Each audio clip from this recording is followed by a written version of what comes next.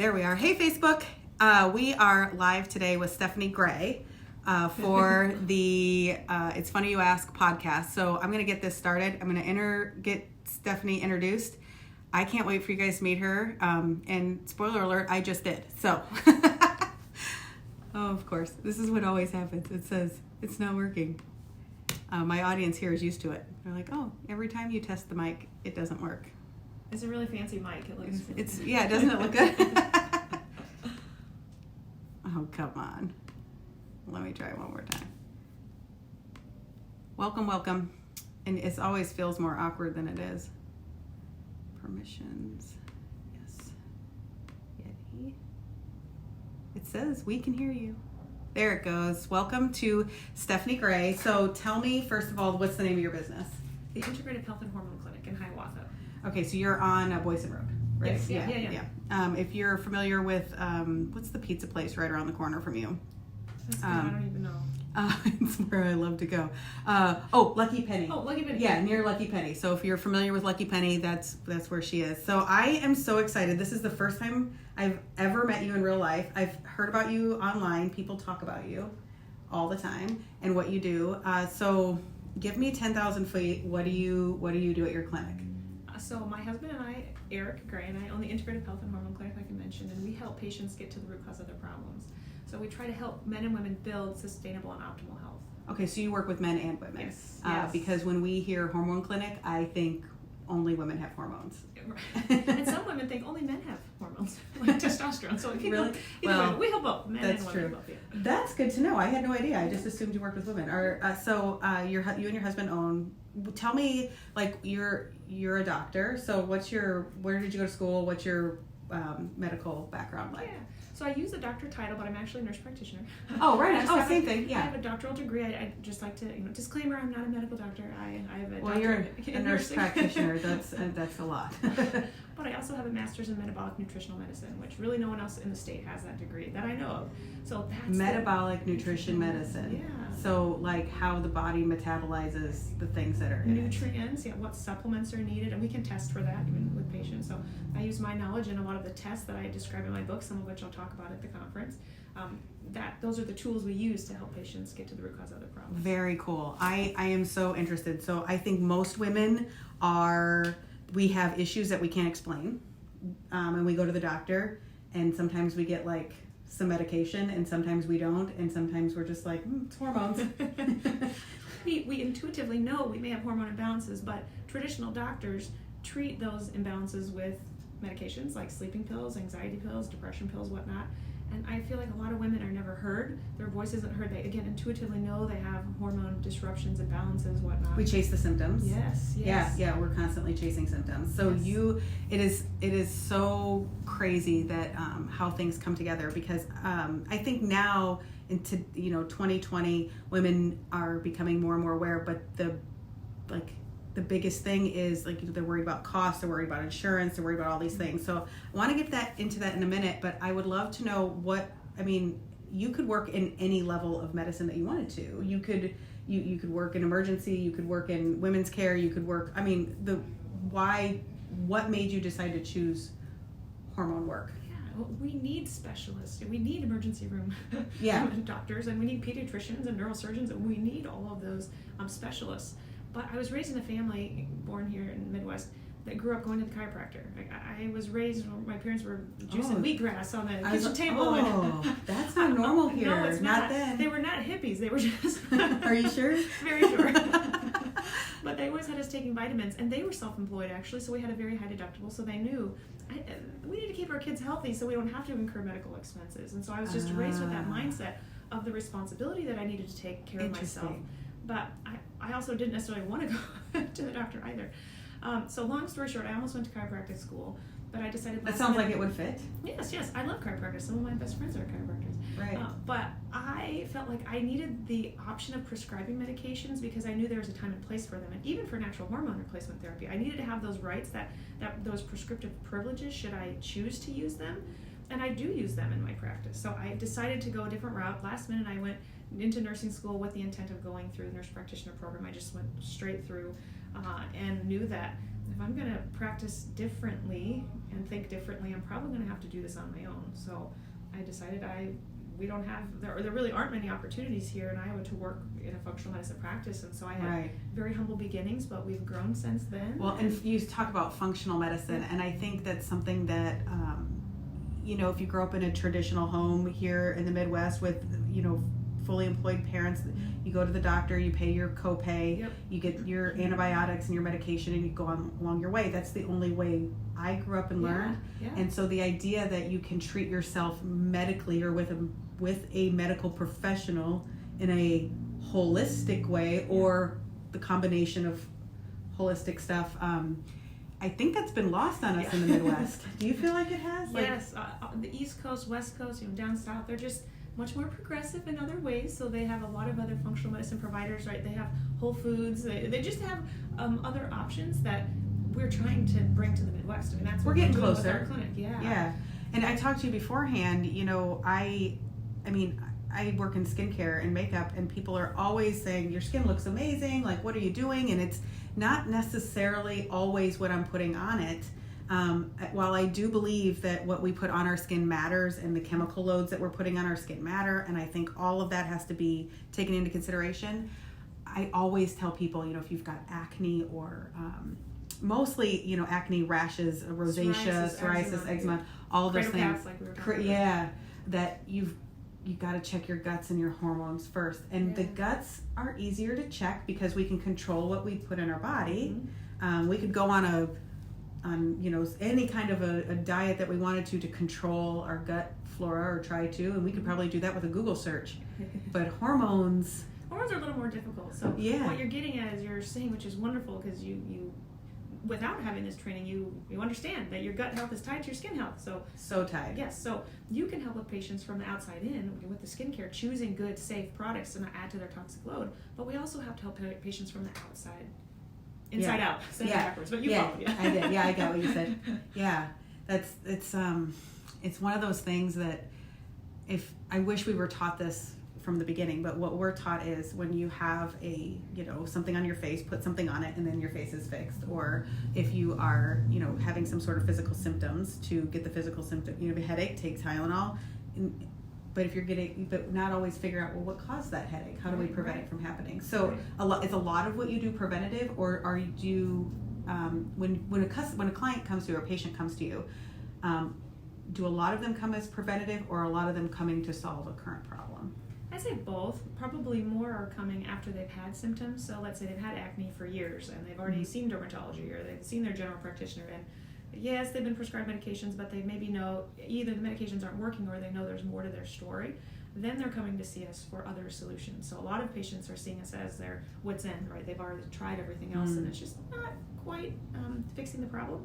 Do you feel like that's what most of your patients are sick and tired of being sick and tired? Absolutely. But then they tell their friends and family, and so many times we're able to then see more patients from a preventative side of things, right? If I can help a mother with her hormone imbalances, then she may decide, I'm going to get my daughter's hormone levels tested earlier, right, in their teens or their 20s, so that they don't end up like me in my 50s. So tell me, what does an appointment look like?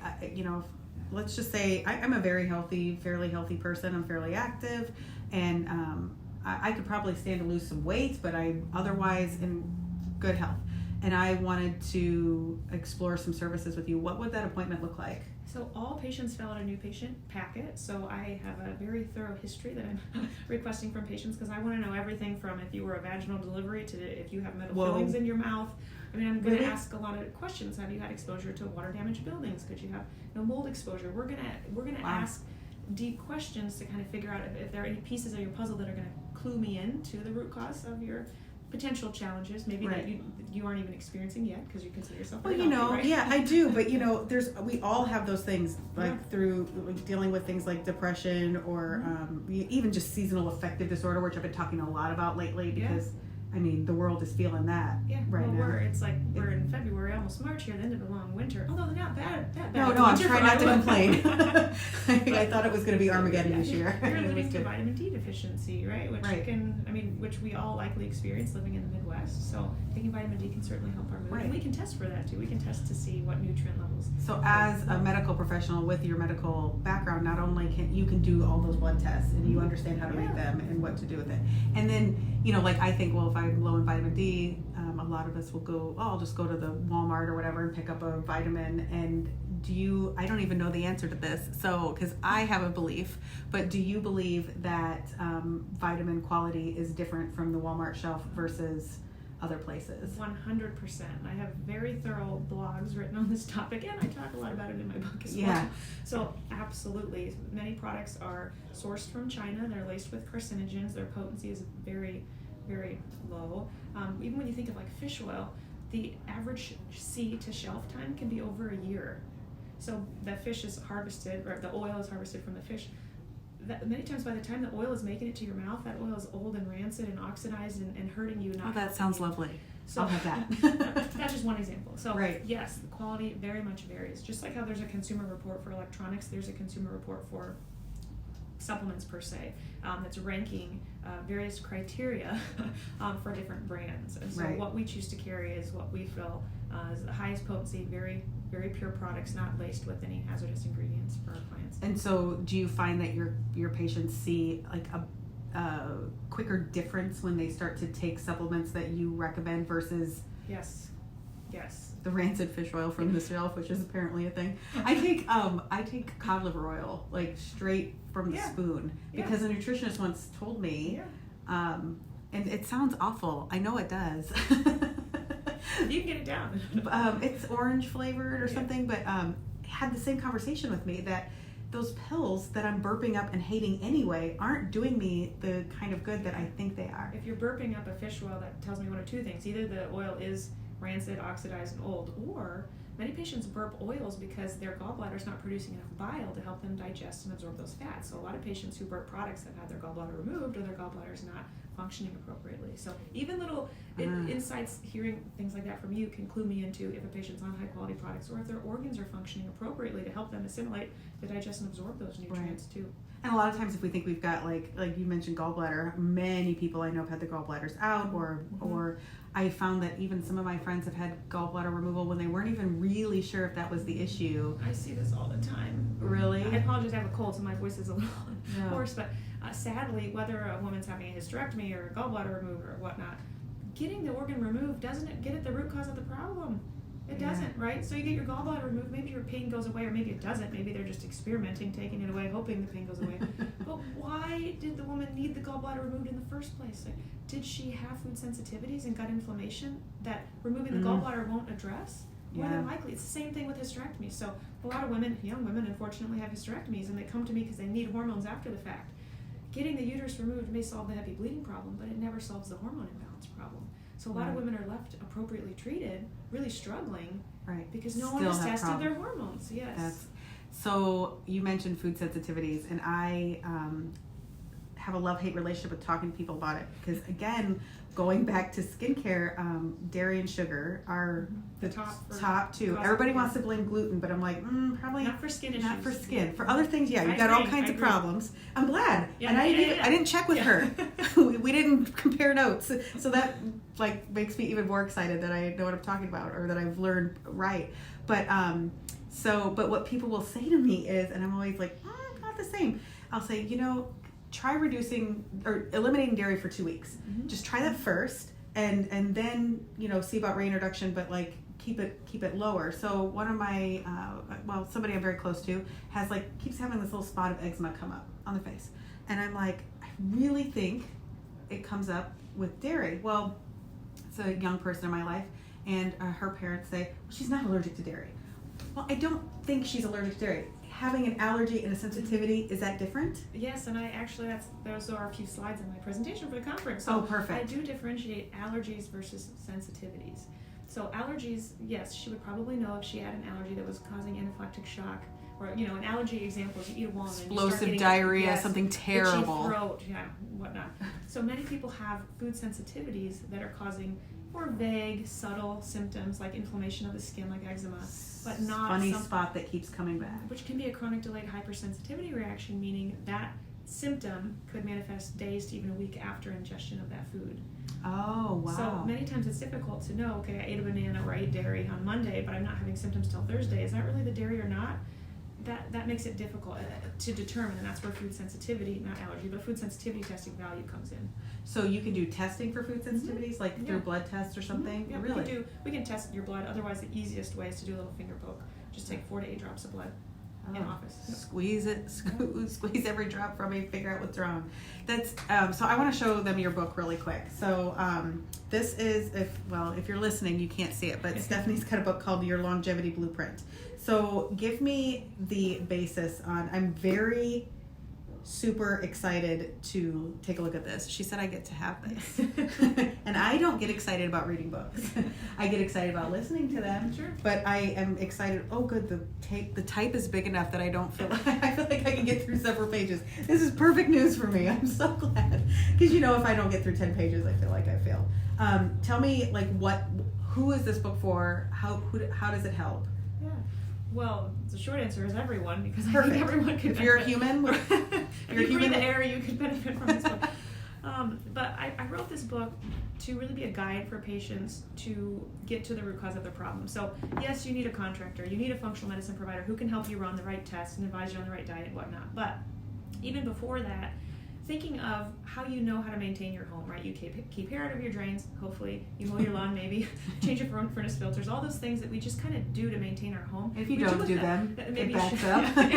Exactly, it does back up. But normally we are doing those things for our home, and we don't always know what maintenance we need to do for our body. Yes, everyone knows, eat healthy, exercise, get your sleep. I'm talking about beyond those general recommendations. Right. So what I'm doing within the book is I'm comparing each room in your home to an organ system in the body, right? So we want to keep our plumbing, so just speaking of plumbing, right. We want to keep our plumbing clear in our house, right? Yeah. Same thing with our body. We don't want our veins. I'm comparing the plumbing system of the home to the cardiovascular system in the body. We want to not have our arteries and veins get clogged up. Right. Yeah. So, requiring surgery and or whatever down the road. So in chapter 6, for instance, I'm comparing the endocrine system of the body to the heating and cooling system in the home. Right, we want to have a good thermostat. You want to have your temperature set just right. You don't want to be too hot or too cold per se. So I'm comparing how we would know, yes, we need to maintain that heating and cooling system in the home, to what should we be doing for our endocrine system in the body. How can we naturally optimize our hormones? So this would be a great book for people that are interested in learning more about their health in conjunction with working with somebody that can help them with their hormones. And chapter 1 is all about gut health, food sensitivity testing, stool testing, looking for yeast overgrowth, various gut infections, whatnot. Understanding it. Yes. And I should come back to dairy, because we were talking about how dairy is so bad for your skin, and in part why dairy is so inflammatory. We think of dairy, which comes from cows, right? Right. Part of the reason why it's so inflammatory is also that it contains hormones, right? Because those right. cows have been injected many times with growth hormone, and then we're eating that and ingesting those hormones. So in a way, eating dairy is messing with your endocrine system. Sure. So next time before you eat that cheese, just think about, is this going to impact my skin and my hormones? Possibly. It could lead to endometriosis. It could lead to irregular cycles or heavy bleeding. I mean, it can impact our endocrine system big time. Really? So think about that before you enjoy your next cheese. I'm going to continue to enjoy my cheese, but I have eliminated milk from my diet. Yeah. So that was one of the things that we noticed, some things within our family that members of the family were having sensitivities to. Yeah. So we took it out. And have done different things, and I think it's helped a lot. Milk was something we were consuming daily. And so to me, bringing that down, and my sister, who I'm sure is going to be watching this and probably listening to it over and over again, she's done a lot. She's gone on the AIP diet, and it's helped her incredibly with figuring out what was causing inflammation in her body. Yeah. So reintroduction of really crazy things like pepper. Yeah. was huge for her. Nightshade, vegetables. Like, she's now understands where that inflammation comes from. Good. Directly. That's so empowering when you know, like, that's wonderful. Yeah. And I think we come to a point, like, people say, when do I get so sick and tired of being sick and tired? And there does come a point when the pain or the incomfortability of your circumstance overrides the taste of food, or the enjoyment of that. And I know that's where she got. I know many of my us. patients are at that point by the time they're And sometimes we just need somebody to tell us, like, you can control this, and it is hard. I mean, wouldn't you agree that it would be much easier? It's the most addictive substance on earth, probably. Right. But sometimes we need to make changes if we want to live a long, healthy life. I mean, there are some changes that we need to make. Right. My daughter made the joke the other day. My sister and I were talking about it's something about poop comes up, and she's like, "Why do you guys?" I'm like, "Listen, when you're older, like when this is a regular, like when the calendar is correct, this is like so empowering." I mean, that's got to be half of your business right there, right? Digestive issues and helping people be regular. Yes, I mean, one of the people are in pain out there. Yeah. You need to poop every day, at least once, not several times per day. You have to eliminate toxins. If we plug the exhaust on a car for one day, the car would explode. Yet we think we can poop every day. No, that's not the case.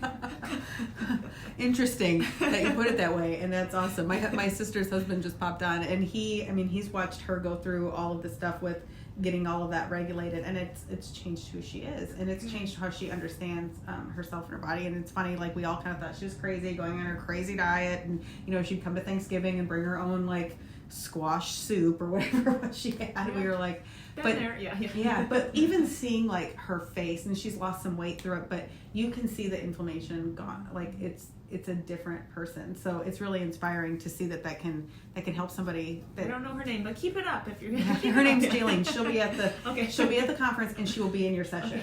Okay. So I want you to address the number one thing that people have said when I said that you were coming to talk at our conference. Yeah.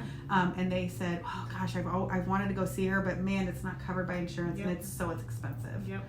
Talk to me about that. Yeah, I get it. I tried to bill insurance as a business owner for years, and insurance doesn't want to reimburse for the services that we provide. They say that me recommending probiotics and diet changes is just not medically necessary. Little do they know how much money I'm actually saving them long term by keeping. That's got to be frustrating working in the medical field, specifically being medically trained, and then being bucked by your own system. It is. I'm at a point where I'm now over it. It was hard years ago, but now I'm just over it, because patients, especially when you pay for something, usually patients are paying me cash up front. They're going to do what I say. They're going to be pretty compliant, right? Versus, maybe I'll go see her because my insurance will cover it, but I don't know if I'll listen to what she's going to say. Really, when patients are paying for a service, they are going to do what they need to do to get their health back. And so we have very committed patients. I appreciate all the patients that have stuck with us through our transition years ago when we did go to cash-based. It is difficult, but many of our patients, I'll say a couple things. You can use flex spending. You can use health savings that's good to know. For these sort of services and lab tests and supplements and whatnot. I mean, I have a very high deductible, so when I go to the doctor, I'm going to pay for it out of pocket anyways. So I think, because I don't plan on meeting my deductible this year. So really, I feel like it's no more expensive for me to go to my doctor than it is for someone to come see me, because if we have a high deductible, we're paying out of pocket for the service anyways. But that's for one visit. Now, some of my patients are very sick and they need to see me for consecutive visits several times, and that is an investment. I mean, that's an investment that they're making in their health financially. They're going to be making an investment with diet changes. They're going to be making an investment with supplements. But many times that's what it's going to take.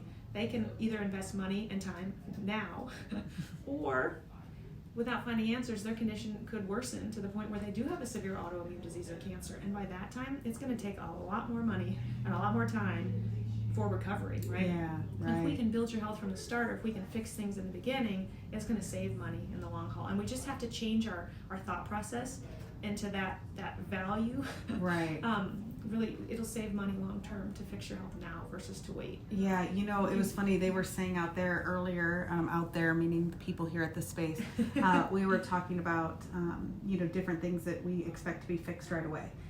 But if you had a terrible toothache, you wouldn't expect to go to the dentist and have it fixed immediately, because there may be like multiple appointments that need to be done. Chiropractic care is the same. Like, we kind of think we need that instant gratification of, I went to the chiropractor, my back still hurts, but we may need several visits to make that happen. And I think we as Americans think there's a pill for every ill, which technically there probably is a pill for every ill, but that's not getting to the root cause of the problem why you need the pill in the first place. So it does take commitment on behalf of patients. It is an investment, but I believe it's well worth it. Yeah, so you are also, you're a new mom. Yeah. So that, you have a 1-year-old, right? Yes. He's adorable. Tomorrow. Oh, is tomorrow his birthday? Yeah. Oh, very cool.